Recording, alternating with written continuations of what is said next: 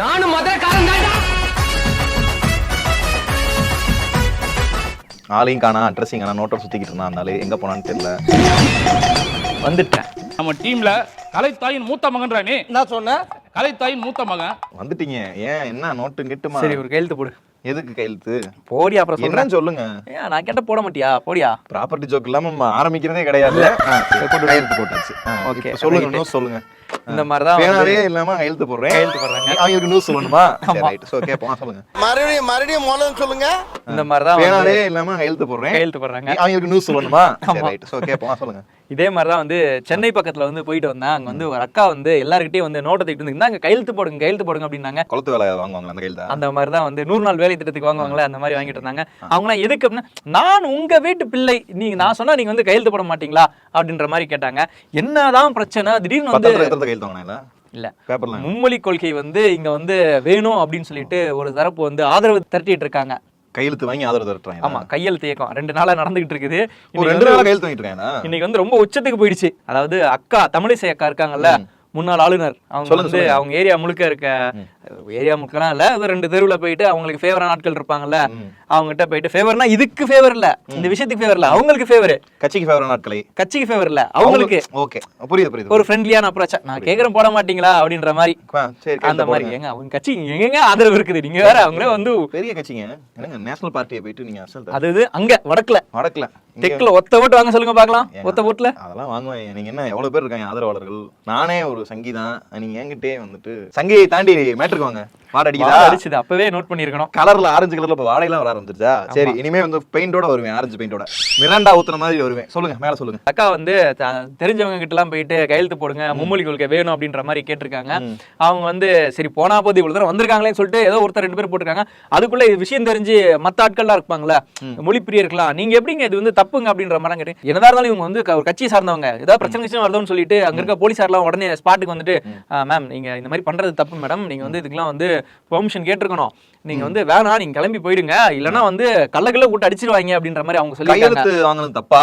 மும்மொழி கொள்கை வேணும்னு வாங்கினாங்களா வேணாம்னு வாங்கினாங்களா? வேணும், தமிழ்நாட்டுக்கு வேணும் அப்படின்னு சொல்லிட்டு ஹிந்தி வேணும்னு கையெழுத்து, ஹிந்தி வேணும்னு சொல்லிட்டு தமிழ் இசை அக்கா வந்து சூப்பர் அக்கா, வாழ்த்துக்கள் அக்கா.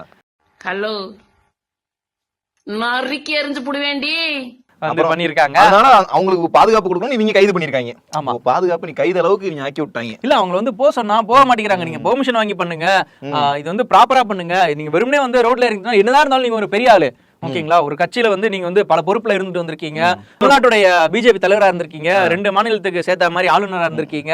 என்ன இருந்தாலும் நீங்க வந்து டெல்லியில ஒரு வெயிட் கை இல்லையா, உங்களுக்கு பாதுகாப்பு கொடுக்க வேண்டியது இந்த அரசுக்கு வந்து மருத்துவர் வர சொல்லுங்க. என்ன என் தலைவியை பத்தி ரைட். ஓகே சரி, இப்போ என்ன சொன்னாங்க? நீங்க வந்து செஞ்ச தப்புலாம் செய்யல, இவங்க பெர்மிஷன் வாங்கி பண்ணிருக்கணும், புரோட்டோகால் படி நீங்க பண்ணிருந்தா கரெக்டா இருந்திருக்கும். அவங்க என்ன சொன்னாங்கன்னா, நான் என்ன போராட்டமா பண்றேன் இல்ல பேரணியா பண்றேன், வந்து வீடியோடா போய் கையெழுத்து தானே வாங்குறேன், இதுக்கு எதுக்குங்க நான் வந்து பெர்மிஷன் வாங்கணும் அப்படின்ற மாதிரி. இல்ல மேடம், ஆளுங்கலாம் வராங்க, உங்க சேஃப்டிக்கு தான் சொல்றேன் அப்படின்ற மாதிரி அவங்க சொல்லி முடிச்சிருக்காங்க. இப்ப மும்மொழி கொள்கையை பாத்தீங்கன்னா கண்டிப்பா ஏத்துக்க மாட்டாங்க. ஜல்லிக்கட்டு மாதிரி இதுக்கு ஒரு பெரிய ப்ரொடெஸ்ட் பண்ணி இருக்கிற ஊர் வேலையை பூரா விட்டுட்டு 5 நாள் இவங்க பூரா ரோட்ல உட்காந்து தகராறு பண்ணாங்கன்னா தான் இவங்க எல்லாம் திருந்துவாங்க. நாட்டுல தமிழ் மொழியை வந்து நேசிக்கிறவங்க பல பேர் இருக்காங்க. அதனால வந்து இந்தி மொழி எங்களுக்கு வேணாம், இந்தி மொழி தேவைன்னா நாங்க போய் இந்தி சீட்டை படிச்சுக்கிறோம், ப்ளீஸ் எங்களை விட்டுருங்க. அடுத்த நியூஸ் போவோம். நாங்களாம் வந்து ஸ்கூலுக்கு போகும்போது அந்த செம்மொழியான தமிழ் அந்த வாய்ஸை மட்டும் கேட்டுட்டு போனவங்க. சாங்கு எல்லாமே வெல்கம் டு பாண்டியன் சோர்ஸ் தான். கொஞ்ச நாள் நீங்க அக்கா இந்த மாதிரி பண்ணிட்டு இருக்கிறதுல ஆந்திர முதல்வரும் காலையில வந்து ஒரு சம்பவத்தை பண்ணியிருக்காரு. என்னன்னு பாத்தீங்கன்னா, தமிழ்நாட்டுல வந்து எஜுகேஷன் சிஸ்டம் வந்து ரொம்பவே நல்லா தான் இருக்குது. ஏன்னா அவங்களுக்கு வந்து இங்கிலீஷ் எல்லாருக்கும் நல்லா தெரியுது. பல பேர் வந்து அமெரிக்காவுக்கு போயிருக்காங்க. ஏன் நம்ம கூகுளோட சிஇஓ கூட வந்து தமிழ்நாட்டை சேர்ந்தவர் தான். அது மட்டும் இல்லாம அரசியல் கட்சியா இருக்கட்டும், எந்த ஒரு நிறுவனமா இருக்கட்டும், தமிழ்நாட்டுல இருக்கவங்க தான் வந்து நல்ல வெல் எஜுகேட்டடா இருக்கிறாங்க. ஆனாலும் வந்து நாங்க வந்து மும்மொழி கொள்கை ஆதரிக்கிறோம். ஏன்னா வந்து எங்க ஊர்ல இருக்கவங்கள 10 மொழி கூட நாங்க வந்து 3 மொழி பேசுவாங்க. அவங்க ஏற்கனவே ஹிந்திலாம் பேசுவாங்க. ஆமா தலைவா, அவங்க எழுத்து வடிவம் தான் வராது. கர்நாடகா ஆந்திரால பூரா பாத்தீங்கன்னா ஹிந்தி கன்னடம் எல்லாம் கலந்து அடிப்பாங்க. ஐயோ அழகா, இது என்னடா மொழி? பெங்களூர் போயிட்டா 4 மொழி இருக்குல்ல, ஆந்திராலயும் இருக்காங்க, 3 மொழி பேசுவாங்க. அசால்ட்டா தெலுங்கு பேசுவாங்க, தமிழ் பேசுவாங்க, மலையாளம் மட்டும் பேச மாட்டாங்க ஆந்திரால, மத்தபடி எல்லா மொழியும் அதாவது பேசுவாங்க. சந்திரபாபு நாயுடு என்ன நினைச்சிட்டு இருக்காருன்னா 2 மொழி தெரிஞ்ச இவனுங்களே வந்து இந்த போர்டு போடுறானுங்களே, நம்ம வந்து 3 நாள் கத்து வச்சுக்கிட்டாதான் உங்களுக்கு அமெரிக்கா பிரான்ஸ் போக முடியும் அப்படின்னு நினைச்சுக்கிட்டாரு. பாஜக சார்ந்த ஆட்கள் பாஜக சொல்வதை கேட்கறாங்க. இதுவளதான் அது நீங்க வந்து அறிவை புகுத்த வேண்டாம்.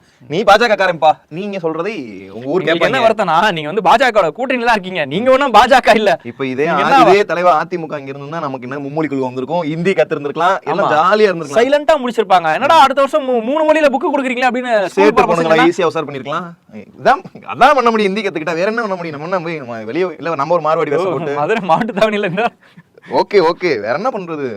மார்வாடி பிள்ளைகிட்ட லவ் லெட்டர் எழுதி கொடுக்கலாம் ஹிந்தியில, அவ்வளவுதான். அடுத்ததா பாத்தீங்கன்னா இனிமேட்டு வந்து சூப்பர் ஸ்டார்னா வந்து அவர் எப்பவுமே ஒருத்தர் தான். ஆமா, அப்படி எங்களுக்கு தெரியுங்க, அது நீங்க தாங்க ஒத்துக்காம வந்து lady super star side super star எல்லாம் போட்டிருக்கீங்க அப்படின்ற மாதிரி அக்கா நயன்தாரா அக்கா வந்து ஏகே தலை வந்து அல்டிமேட் ஸ்டார்ல இருந்து ஏகேவா மாறின மாதிரி. ஆமா, தலைன்ற போட்டிலாம் எனக்கு வேணாம், நான் ஏகேவாவே இருந்த மாதிரி இவங்க வந்து பல பிரச்சனைகளுக்கு பல சைடுல இருந்து அழுத்தம் கொடுத்ததுக்கு நடுவுல வந்து நான் வந்து நயன்தாரா என்றே போட்டுக் கொள்கிறேன். ஜாலியா நான் வந்து இருக்கிற என் நயன்தாரா பேரே போதும், அதுவே நயன்தாராங்கிற பேரே வச்ச பேர் தாங்கிறாங்க. ஆமா, ஐயோ இந்த இது கம்பெனி தெரியாம மைக்கத்துக்கு கொண்டு போயிட்டு நயன்தாரா ஃபேன் பா, எனக்கு தேவை, நானே சொல்லிட்டேன் அக்கா சாரிக்கா அப்படின்னு சொல்லி நயன்தாராக்கு ஒரு சாரி சொல்லிட்டு. சரி, இனிமே நீங்க நீங்க சொல்லுங்க. அவங்க உண்மையான பேர் என்ன? ஏதோ காவியாவோ சந்தியாவோ வரும். ஓகே, எனக்கு தெரியலங்க. இதே கேள்வியை கொண்டு போயிட்டு இன்னைக்கு வந்து ஒரு படத்துக்கு வந்து பூஜை போட்டிருக்காங்க, மூக்குத்தி என்மன் 2 அப்படின்னு சொல்லிட்டு.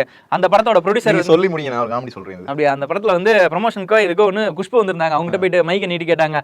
அவங்க வந்து வெறும் நயன்தாரா தான் போட்டிருக்காங்க, அப்படி லேடி சூப்பர் ஸ்டார் போல சூப்பர், அவங்க டீசெண்டா சொல்லிட்டாங்க சூப்பர் ஸ்டார்னா ஒருத்தர் தான். இவங்க வந்து அவங்க பேர் சொல்லிச்சிருக்காங்களா, அதே தான். அவங்களுக்கு என்ன கிரெடிபிலிட்டியோ மக்கள் கொடுத்தாங்கன்னா அவங்க வச்சுப்பாங்க. எல்லாம் சொல்லிட்டு எனக்கு தான் கோயில் கட்டினாங்க, அதுக்கு நான் ரொம்ப கடமைப்படுறேன் அப்படி சீனை போட்டுட்டு இல்ல, அவங்க ஜெனினா முடிச்சிட்டாங்க. தமிழ் மக்கள் எனக்கு வந்து என்னெல்லாம் ஒரு ஆளுன்னு மதிச்சு கோவில் கட்டினாங்க, கோவில்லாம் கட்டினாங்க. அதுக்கு வந்து நான் எப்பவுமே வந்து ஹானர்ஃபுல்லா தான் இருப்பேன். இப்ப சரியான காமெடி, யோகி பாபு அந்த பட ப்ரமோஷனுக்கு போயிருக்காரு. அவர்கிட்ட காருக்குள்ள மைக் நிட்டி மும்மொழி கொள்கையை பத்தி நீங்க என்ன நினைக்கிறீங்க, ஒரு டே ஆளை விடுங்கடா எனக்கு அது சம்பந்தமே இல்ல, நான் 3 லாங்குவேஜ்ல படம் அடிச்சுக்கிட்டு இருக்கேன், நீங்க வேலையை பாருங்கடா, நீங்க என்னமோ பண்ணுங்கடான்ட்டு ஆளு பாசிங்க. இது பாத்தீங்களா, யோகி பாபு போய் மும்மொழி கொள்கையை பத்தி என்னன்னு கேக்குறாங்க. அவருக்கு என்ன, அவரு ஹிந்திலே எல்லாரும் நடிக்கிறார், ஜாலியா இருக்காரு. அடுத்ததா பாத்தீங்கன்னா விருதுநகர்ல வந்து அதிமுகவை சேர்ந்த, அதாவது இப்ப வந்து அம்மாவின் பிறந்தநாள் கொண்டாட்டங்கள் பல ஊர்ல பண்ணிட்டு இருக்காங்கல்ல, அதே மாதிரி வந்து கார்ல ஏறி வெளியூர் பண்ணாரு, அவர் பேர் என்ன, ராஜேந்திர பாலாஜி. அவர் வந்து ஒரு மீட்டிங் வச்சிருக்காரு, கமல் போட்ட மாதிரி நிறைய கெட்டப் போட்டு சுத்தி இருந்தாரு. கார மாதிரி பண்ணாருங்க, அவ்வளவுதான், கெட்டப்லாம் போடலங்க. அந்த அளவுக்குலாம் தலைவனை வந்து மேடை ஏறின உடனே நிறைய பேர் வந்து இந்த பொன்னாடைகள் போத்துவாங்க இல்லையா, அந்த மாதிரி ஒருத்தர் வந்து போத்துறதுக்கு வந்தாங்க. பல பேர் வந்ததுனால கூட்ட நெரிசல் ஆயிடுச்சு. இவர் வந்து ஒருத்தர் கூப்பிட்டு போலிச்சுன்னு வச்சுட்டு இல்லைங்க அடிச்சுட்டு பின்னாடி போட அப்படின்ட்டாரு. ஏங்க ஒரு வயதானவர் போய் அடிக்கலாமா? நீயே ஒரு வயதானவர், இன்னொரு வயதானவர் போய் அடிக்கலாமா? ஐயா நீங்க வந்து ஒரு முன்னாள் அமைச்சர், ஓகேவா, அந்த மாதிரிலாம் இருக்க மாட்டாங்க இருந்தாங்க. நீங்க வந்து பொது மேடையில வந்து இந்த மாதிரிலாம் நடந்துக்கிறது ரொம்ப அநாகரிகம் இல்லையா? சும்மா சப்புன்னு ஒரு அப்பனார், இது ஒரு விஷயமா கூப்பிட்டு வச்சு அடிக்கிறாங்க. அதாவது பொன்னாட போத்துனவனுக்கு நல்ல பரிசு கொடுத்து இப்ப ரோட்லயே விட்டு ஒரு பொதுமக்கள் அடிக்கிறாங்களே, இவங்க அந்த படத்துல வர மாதிரி பங்களாக்கெல்லாம் கட்டி வச்சு அடிக்கிற கேஸ் தான் போலயே.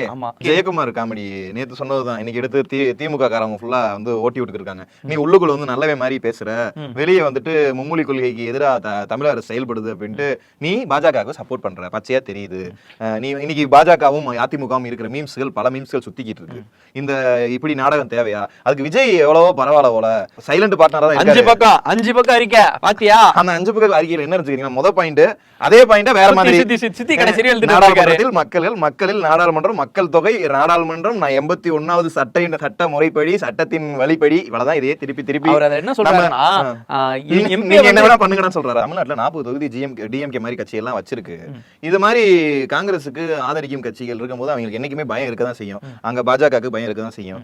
அதனால தொகுதிகளை அதிகப்படுத்திக்கலாம்னு ஒரு கான்வர்சேஷன் இருந்தா கூட விஜயோடைய 5 பட்ட அறிக்கையை கமெண்ட்ல கழுவி இதெல்லாம் இந்த பேப்பர் எதுக்குமே யூஸ் ஆகாது, இது ஒண்ணும் இல்ல, தூக்கி போட்டு போ, எல்லாம் மீம்ஸ்ல போடுறதை எடுத்து அப்படியே எழுதி வச்சிருக்காங்க.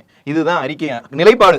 அறிக்கையை தாண்டி எங்களோட நிலைப்பாடு நாங்க வந்து இப்படிதான்ப்பா இருப்போம் அப்படின்னு சொல்லியிருக்காங்க. அந்த யோகி ஆதித்யநாத் என்ன சொல்றாரு, இன்னைக்கு வந்து சட்டமன்றத்துல அங்க வந்து எந்திரிச்சு ஒரு குமிருக்காரு, நாடாளுமன்றமா சட்டமன்றம் நாடாளுமன்றம் வந்து குமிழ் சொல்லியிருக்காரு. இதுல வந்து நாங்க போட்ட தொகை இவ்வளவு, எடுத்த தொகை 60,000 கோடி, 4,000 கோடி செலவு பண்ணி 60,000 கோடி, டீ கடை காரையில இருந்து பாத்ரூம் லெட்டின் வச்சிருக்க வரைக்கும் எங்க நாடோடைய வளர்ச்சி 65 கோடி நாடா. 65 கோடி பேர் வந்துட்டு போயிருக்காங்க, பாதி இந்தியா வந்துட்டு போயிருக்கு. இவ்வளவு பினான்சியல் குரோத் ஆயிருக்கு, எக்கனாமிக் குரோத் ஆயிருக்கு. ஏப்பா குழந்தையானா கேட்கறவங்க, நாங்களாம் குழந்தை, எந்த தப்புமே நடக்கலையா, ஒரு செயின் அடிக்கலையா, பொம்பளையா வம்புழுக்கலையா, 200 வீடியோ இருக்கு, எதுக்குமே அவங்க சிரிக்கிறாங்க, அதுக்கும் கை தட்டுறாங்க. எந்த ஒரு தப்பு கிரைமே நடக்கலையா, 65 கோடி பேர் வந்துட்டு போன இடத்துல கிரைம் நடக்கலையா. ஏன்பா இது கேட்கிற காதுகள்லாம் தாங்குமா அப்படிங்கிற மாதிரி இருக்கு. கிரைமே நடக்காத கும்பமேளாமா, கிரைமே நடக்காத கும்பமேளாவா. ஏங்க உங்களுக்கு கும்பமேளா எவ்வளவு பிரச்சனை இருக்குதுன்னு சொல்லிட்டு தினம் வந்து 10 வீடியோ வந்துகிட்டு இருக்குது. சிவில் வார் மாதிரி இருந்துச்சு ஜாலியா. சரி ரைட், இப்படி வந்து உருட்டிக்கிட்டு அதையும் நம்பிக்கிட்டு ஆன்மீகத்தின் வழியில் 65 கோடி பேர். நீங்க இன்னும் அந்த கும்பமேளால வந்து இறப்பு எண்ணிக்கை எத்தனைன்றதை நீங்க சரியாவே வந்து வெளியிடல. ஆமா, செத்து வர எங்க பார்த்தாலும் வந்து நீங்களும் திரு மோடி அவர்கள் போட்டோ வந்தா போட்டோ வச்சிருக்கீங்க. நீங்க வந்து செலவு பண்ணதுன்னு பார்த்தா அதுக்கு மட்டும் தான் பண்ணிருக்கீங்க. அங்க கிரவுட் மேனேஜ்மெண்ட் என்னன்னு சொல்லிட்டு இங்க இருக்கக்கூடிய தமிழ்நாடு டெபுட்டி சிஎம் காரி துப்பிட்டாருங்க. தலைவா, பாதி இந்தியா அங்க போயிருக்கு, அவ்வளவு பேர்த்த அவங்க கிறுக்காக்கி வச்சிருக்காங்க. சரி, இது வந்து நகைச்சுவையை எடுத்துட்டு கடந்து போயிருவோம். பாதி இந்தியா வந்து உங்களுக்கு வந்து இந்த மாதிரி இருக்கிறது நகைச்சுவை. ஆமாங்க, ஓகே. ஆன்மீகத்தின் பயணத்துல இருக்கோங்க எல்லாம் ஆரஞ்சு கலர் ட்ரெஸ் எல்லாம் இன்னும் நிறைய விற்கும். உத்தராட்ச மாலையில போட்டுக்கிட்டு யோசிச்சு பாருங்க, ஒரு சாமியார் கூட்டங்கள் இருக்கிற இடம் மாதிரி இருக்கும். போற போக்குல பாத்தீங்கன்னா நல்லா இருக்கும். ஆரஞ்சு ட்ரெஸ் நல்லா விற்கும். நான் ஒரு ஆரஞ்சு ட்ரெஸ் கடை போடலாம்னு நினைக்கிறேன். நம்ம பேசாரு கும்பமேளாக்கு போய் வேட்டி சட்டை வித்துனாலே நேரத்துக்கு செட்டில் ஆயிருந்திருக்கும். ஆமா, எதுக்கு வீடியோல எதுக்கு வந்து வங்கோலையா கத்திக்கிட்டு இருக்கோம்னு தெரியல. ஓகே, சரி, ஓகே, வீடியோ முடிச்சுக்கலாமா? வீடியோ பார்த்த எல்லாரும் லைக் பண்ணுங்க, கமெண்ட் பண்ணுங்க, ஷேர் பண்ணுங்க, மறக்காம வாய்ஸ் ஆஃப் ஃப்ரெண்ட்ஸ்க்கு சப்ஸ்கிரைப் பண்ணுங்க. நானும் மதுரைக்காரன் தான்டா.